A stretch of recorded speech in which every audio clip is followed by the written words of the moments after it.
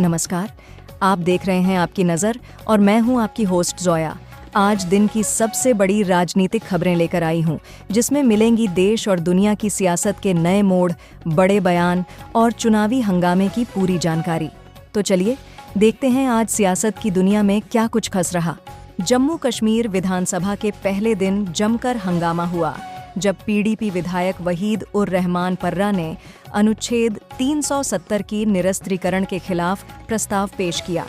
प्रस्ताव रखते ही बीजेपी विधायकों ने कड़ा विरोध जताया, जिसके कारण सदन में माहौल गर्मा गया और शोरगुल बढ़ गया। इस पर प्रतिक्रिया देते हुए जम्मू कश्मीर के मुख्यमंत्री उमर अब्दुल्ला ने कहा कि यह मामला केवल अनुच्छेद 370 का नहीं है, बल्कि कश्मीर के लोगों की पहचान और अधिकारों से जुड़ा है। उन्होंने कहा कि अनुच्छेद 370 के निरस्त्रीकरण के बाद से ही कई मुद्दे सामने आ रहे हैं, जिन्हें नज़रअंदाज नहीं किया जा सकता। उमर अब्दुल्ला ने यह भी कहा कि इस तरह के विवाद से कश्मीर की स्थिरता पर असर पड़ सकता है और इसे लोकतांत्रिक प्रक्रिया के तहत सुलझाना चाहिए। सदन में इस मुद्दे पर बहस के दौरान विपक्षी दलों ने भी अनुच्छेद 370 के निरस्त्रीकरण पर अपने विचार रखे और कश्मीर के विशेष दर्जे को लेकर सरकार की नीति पर सवाल उठाए। हंगामे के बीच विधानसभा स्पीकर को सत्र को कुछ देर के लिए स्थगित करना पड़ा, ताकि शांति कायम की जा सके। महाराष्ट्र चुनाव 2024, संजय राउत का बड़ा दावा। महाराष्ट्र में एमएनएस, एकनाथ शिंदे, बीजेपी और शिवसेना की रणनीति। महाराष्ट्र चुनाव 2024 की तैयारियों के बीच शिवसेना उद्धव बालासाहेब ठाकरे गुट के नेता संजय राउत ने एक बड़ा बयान दिया है। राउत ने कहा कि आगामी विधानसभा चुनाव में महाविकास अघाड़ी एमवीए यानी शिवसेना, उद्धव गुट, कांग्रेस और एनसीपी का गठबंधन बीजेपी और शिंदे गुट को कड़ी चुनौती देगा। संजय राउत ने अपने बयान में मुख्यमंत्री एकनाथ शिंदे पर निशाना साधते हुए कहा कि उनके नेतृत्व वाली शिवसेना को जनता का समर्थन नहीं मिलेगा। उन्होंने यह भी कहा कि शिवसेना में विभाजन करने के बाद शिंदे और बीजेपी का गठबंधन जनता की उम्मीदों पर खरा नहीं उतरेगा। इसके साथ ही महाराष्ट्र नवनिर्माण सेना एमएनएस के प्रमुख राज ठाकरे और उनकी पार्टी की भूमिका को लेकर भी चर्चाएं तेज हैं। ऐसा माना जा रहा है कि बीजेपी एमएनएस को अपने साथ जोड़ने की कोशिश कर रही है, जिससे मराठी वोटरों पर प्रभाव डाला जा सके। एमवीए की सीट बंटवारे पर चर्चा। संजय राउत ने कहा कि महाविकास अघाड़ी में सीट बंटवारे पर बातचीत अंतिम चरण में है। कांग्रेस, शिवसेना, उद्धव गुट और एनसीपी के बीच सीटों के फॉर्मूले को लेकर कुछ मुद्दे सुलझाए जा रहे हैं, ताकि चुनाव में सामूहिक रूप से बीजेपी शिंदे गठबंधन का सामना किया जा सके। कांग्रेस नेता राहुल गांधी ने भी गठबंधन को लेकर समर्थन जताया है और उद्धव ठाकरे के साथ चुनाव अभियान की तैयारियों में जुटे हैं। राउत के इस दावे के बाद महाराष्ट्र की राजनीतिक सरगर्मियां और भी बढ़ गई हैं।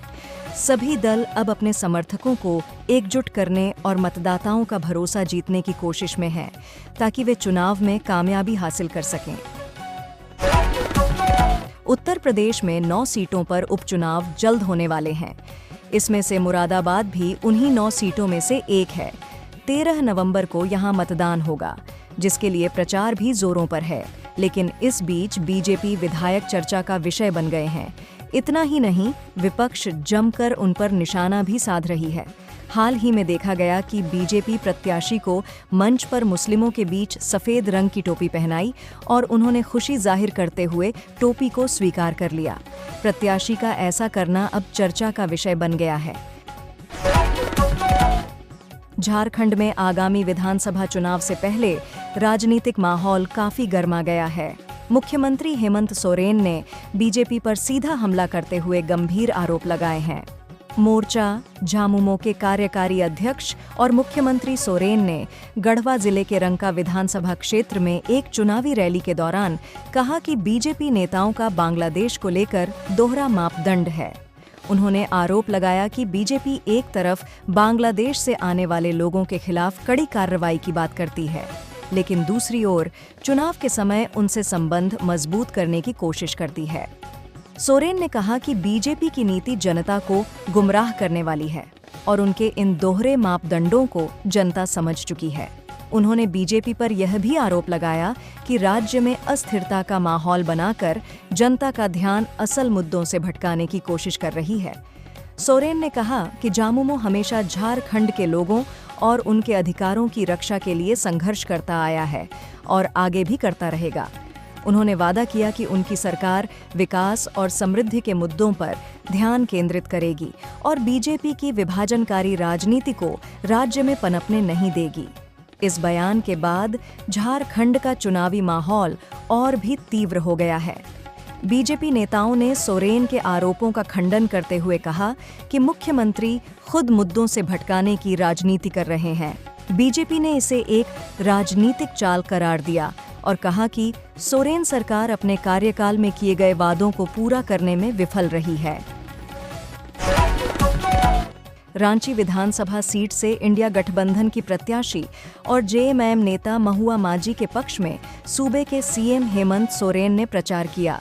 इस दौरान उन्होंने जेएमएम प्रत्याशी के पक्ष में वोट देने की अपील की। लोगों को संबोधित करते हुए हेमंत सोरेन बीजेपी पर जमकर बरसे और उनकी नीतियों पर निशाना साधा। इजराइल हिजबुल्लाह तनाव। हिजबुल्लाह ने हाल ही में इजराइल पर कई हमले किए, जिससे दोनों के बीच तनाव बढ़ गया है। लेबनान इजराइल सीमा पर गोलीबारी और हवाई हमलों की घटनाएं हुई हैं। हिजबुल्लाह ने इसे फिलिस्तीन के समर्थन और सीमा विवाद का बदला बताया है। इजराइल ने भी जवाबी कार्रवाई करते हुए हिजबुल्लाह के ठिकानों पर हमले किए हैं। अंतर्राष्ट्रीय संगठनों ने स्थिति पर चिंता जताते हुए दोनों पक्षों से संयम बरतने की अपील की है। झारखंड में विधानसभा चुनाव में प्रत्याशियों ने अपनी पूरी ताकत झोंक दी है। उनके साथ साथ उनके रिश्तेदार भी जोर शोर से प्रचार अभियान में जुट गए हैं। कहीं सास और ननद तो कहीं प्रत्याशियों ने अपने पिता और बेटे को भी प्रचार अभियान में लगा दिया है। हर कोई लोगों से अपनों के लिए वोट मांग रहा है। लेकिन इन सब के बीच पूरे झारखंड में सबसे ज्यादा चर्चा हो रही है बड़कागांव विधानसभा सीट की कांग्रेस प्रत्याशी अंबा प्रसाद की बहन अनुप्रिया साव की, जो पूरे क्षेत्र में घूम घूम कर लोगों से अपनी बहन के लिए वोट मांग रही हैं। दिल्ली की मुख्यमंत्री आतिशी ने भाजपा को बड़ा चैलेंज दिया। उन्होंने कहा कि पूरे देश में भाजपा शासित राज्यों में कॉन्ट्रैक्ट कर्मचारियों की हालात खराब है। चुनाव से पहले पक्का करने का वादा किया था, जिसे अब तक पूरा नहीं किया गया। आम आदमी पार्टी देश की इकलौती पार्टी जिसने 2 साल में एमसीडी के 10,000 से ज्यादा कॉन्ट्रैक्ट पर लगे सफाई कर्मचारियों को पक्का किया। पंजाब में भी आम आदमी पार्टी की सरकार ने 12,000 से ज्यादा कॉन्ट्रैक्ट पर लगे शिक्षकों को पक्का किया। बस मार्शल पर अपनी गंदी राजनीति बंद करे भाजपा। अगले 1 सप्ताह में भेजेंगे एलजी को फाइल। अगर भाजपा की नीयत साफ है तो एलजी से फाइल पास करवाएं। गढ़वा में हेमंत सोरेन का जोशीला भाषण। झारखंड चुनाव 2024 जेएमएम झारखंड के मुख्यमंत्री हेमंत सोरेन ने गढ़वा में चुनावी रैली के दौरान जोशीला भाषण दिया। झारखंड मुक्ति मोर्चा जेएमएम के नेता सोरेन ने भाजपा पर निशाना साधते हुए कहा कि उनकी सरकार ने हमेशा जनता के हित में काम किया है, जबकि बीजेपी सिर्फ राजनीति करती है।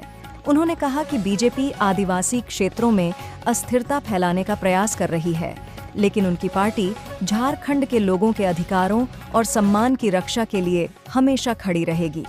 सोरेन ने राज्य के विकास और कल्याणकारी योजनाओं का जिक्र करते हुए जनता को अपने कामकाज पर भरोसा रखने का आह्वान किया।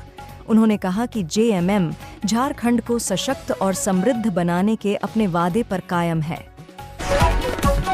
भारत और कनाडा के बीच रिश्तों में खालिस्तानी अलगाववादी हरदीप सिंह निज्जर की हत्या के बाद से तनाव बढ़ता जा रहा है।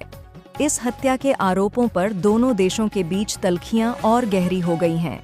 कनाडा में बड़ी संख्या में पंजाबी लोग बसे हुए हैं, जिसके चलते इसे मिनी पंजाब भी कहा जाता है। इस हालात में भारत में रह रहे लोग अपने कनाडा में बसे परिवार और दोस्तों को लेकर चिंतित हैं। छठ पर्व को लेकर राजधानी लखनऊ के चारबाग रेलवे स्टेशन पर भी खास इंतजाम किए गए हैं। 51 ट्रेनें यहां से पास होंगी, साथ ही वंदे भारत स्पेशल भी चलाई जा रही है। इसके अलावा भीड़ को देखते हुए पुलिस और आरएफपी के विशेष दल को तैनात किया गया है। छठ पूजा महापर्व मनाने के लिए देश के कोने-कोने से लोग अपने घर जा रहे हैं। ऐसे में लाखों की संख्या में लोग बिहार के अलग-अलग जिलों में पहुंच रहे हैं।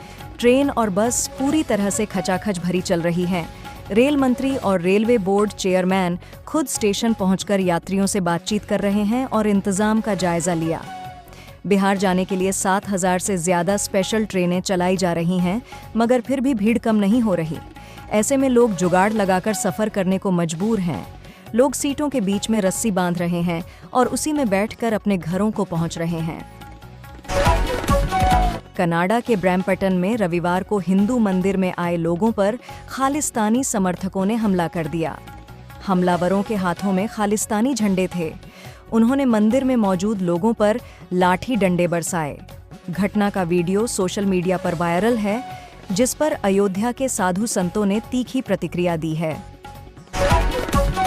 उत्तर प्रदेश में उपचुनाव के बीच नगीना से सांसद और भीम आर्मी चीफ चंद्रशेखर आजाद ने वंदे भारत ट्रेन पर हुए हमले को साझा किया है। इस ट्रेन से खुद चंद्रशेखर सफर कर रहे थे। दिल्ली से कानपुर की तरफ जा रही वंदे भारत एक्सप्रेस ट्रेन पर पथराव। नगीना यूपी से सांसद चंद्रशेखर आजाद के आगे वाली सीट का शीशा टूटा। ये घटना बुलंदशहर की है। देवघर झारखंड विधानसभा चुनाव 2024 के पहले भारतीय जनता पार्टी बीजेपी ने झारखंड मुक्ति मोर्चा जेएमएम को बड़ा झटका दिया है। बरहेट विधानसभा सीट में जेएमएम प्रत्याशी और मुख्यमंत्री हेमंत सोरेन के प्रस्तावक रहे मंडल मुर्मू रविवार देर शाम बीजेपी में शामिल हो गए। मंडल मुर्मू अमर शहीद सिद्धो कान्हू के वंशज हैं और हेमंत सोरेन के विधानसभा क्षेत्र भोगनाडीह में परिवार के कई अन्य सदस्य भी रहते हैं। जम्मू कश्मीर विधानसभा में सोमवार को अनुच्छेद 370 को लेकर जोरदार हंगामा हुआ। पीडीपी विधायकों ने जम्मू कश्मीर में अनुच्छेद 370 की पुनः बहाली की मांग करते हुए बवाल मचाया। पीडीपी विधायक वहीद पारा ने जम्मू कश्मीर के विशेष दर्जे को बहाल करने की मांग करते हुए सदन में प्रस्ताव पेश किया। इस पर बीजेपी विधायकों ने कड़ी आपत्ति जताई और सदन में तीखी नोकझोंक हुई। इसके बाद मुख्यमंत्री उमर अब्दुल्ला ने कहा कि इस प्रस्ताव का आज कोई महत्व नहीं है और यह केवल प्रचार के लिए लाया गया है। उत्तराखंड के अल्मोड़ा में बड़ा सड़क हादसा हुआ है। करीब 40 यात्रियों से भरी बस गहरी खाई में गिर गई है। गढ़वाल रामनगर रूट पर सल्ट के पास यह हादसा हुआ है। दुर्घटना में अब तक करीब 15 लोगों की मौत हो चुकी है। मृतकों की संख्या में इजाफा हो सकता है। घटना स्थल पर एसडीआरएफ और पुलिस की टीम राहत और बचाव में जुटी हुई है।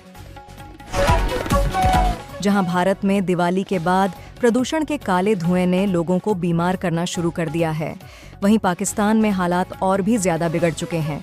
दिल्ली में तो AQI 400 पार हो गया है, वहीं पाकिस्तान के लाहौर का हाल इससे भी बदतर हो गया है और इसके लिए पाकिस्तान की पर्यावरण मंत्री ने भारत को जिम्मेदार ठहराया है। जानिए पूरा मामला। दरअसल पाकिस्तान के पंजाब प्रांत में प्रदूषण का हाल बेहद गंभीर हो गया है। खास तौर से भारत से सटे शहर लाहौर में फैले स्मॉग ने आम लोगों का सांस लेना मुश्किल कर दिया है।